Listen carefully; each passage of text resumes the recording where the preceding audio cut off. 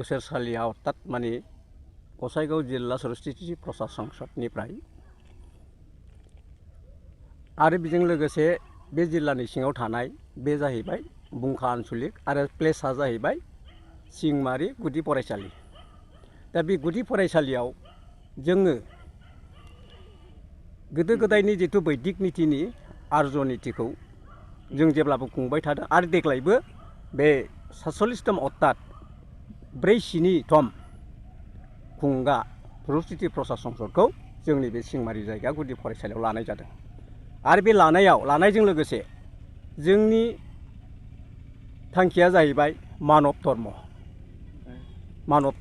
बे मानव धर्मजों लोगोसे जाहाथे जोङो जगतखौ मंगलनि हास्थायनानै बहाय साननैनि हाबाफारि लानानै अर्थात 21 आरो 22 साननैनि हाबाफारि लानानै जग्य जागोन आरो 22आव गेवलां मेल जागोन। बे गेवलां मेलाव जोंहा अतिथि हिसाबै जोंनि मिरु संसदनिफ्राय जों हांख्रायदों।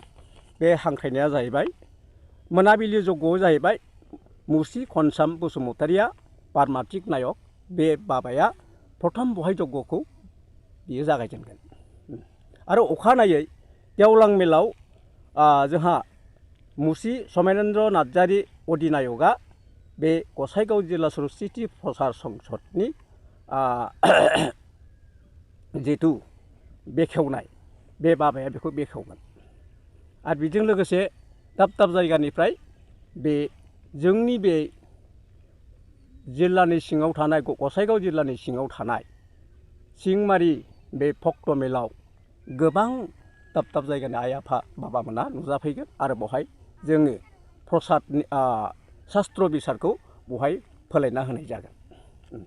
दा आङो जोंनि बानजाय आफादनिफ्राय आफादगिरि जानानै बेखौनो खावलायो जाहाथे एबार 2023आव मोजाङै मोजां बे 47तम बोसोरखिया बे प्रसाद संसदनि खुंथायखौ जों मोजां मोजां खुंलांनो जोङो आखायाव लानाय जादों आरो बेहाय आइ आफानि मददबो जोङो गोबां सहायबो मोनबाय। आरो बेजों लोगोसेनो जोङो जाहाथे आइ आफामोननि जिथु साननाय आरो लुगैनाय जोंनि थांखिया जाहैबाय उन्दैनिफ्रायनो जाय गारजेन बिमा बिफा गावनि गथ'खौ खाङोब्ला माबायदि आदर जानांगोन मोननै बेबहारिक पारमार्थिक अर्थात आखुथाय आरो सिबिथाय बेखौ गेवसार होनो थाखायनो बे खुंथायखौ बहाय लानाय जादों।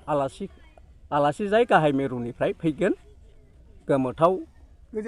गोजोनथाव ब्रह्म आफाखौ बहाय हांख्रायनाय जादों आरो बे आफाया नुजानानै मेहेरगोनां जि रैसुमै जि शास्त्रनि थांखि बेखौ बेखेवना होनाय जागोन। आलासि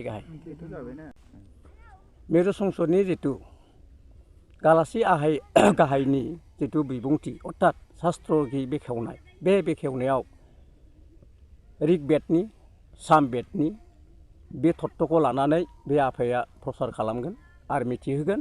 दा बे मिथिहोनायाव जाहाथे जोंनि खाथि खाला ओनसोलनि आइ आफामोनहा जाहाथे मोजाङैनो बेखौ मिथिनो हानाय बायदि बे आफाया बेखौ बेखेवना होनाय जागोन। जोंनि ओनसोलारि बहाय केबल जोंनि बर'फोरल' नङा खाथियाव थानाय आदिबासियानो जा नेपालियानो जा बा जोंनि खाथियाव थानाय राभाफ्रानो जा जोङो बे बिथांमोनहाबो जाहाथे बहाय फैनानै जाहाथे हेफाजाब होफैयो आरो जोंनि बे गेवलां मेलखौ जाफुंहोफैयो आरो बिथांमोनखौ खावलायदों जों मानब धर्मनि जिथु लक्ष्य बे लक्ष्यखौ जोङो सान्थियै आरो प्रेम बुस्थुयै जोङो मानब हिसाबै जाहाथे सान्थिखौ जों गोरोबनायखौ जों लुगैदों जाहाथे बे बाबामोनहाबो जाहाथे बहाय खाथि खालानि आइ आफामोनहाबो खोनासंफैयो जों हास्थायनाय जादों आरो बिदिनो जोंनि ब्रह्म धर्म आइ आफामोनहा जाहाथे गासैबो फैजोबनानै बे सभायाव बाहागो लाफैयो बेखौ खावलायहरनाय थाबाय।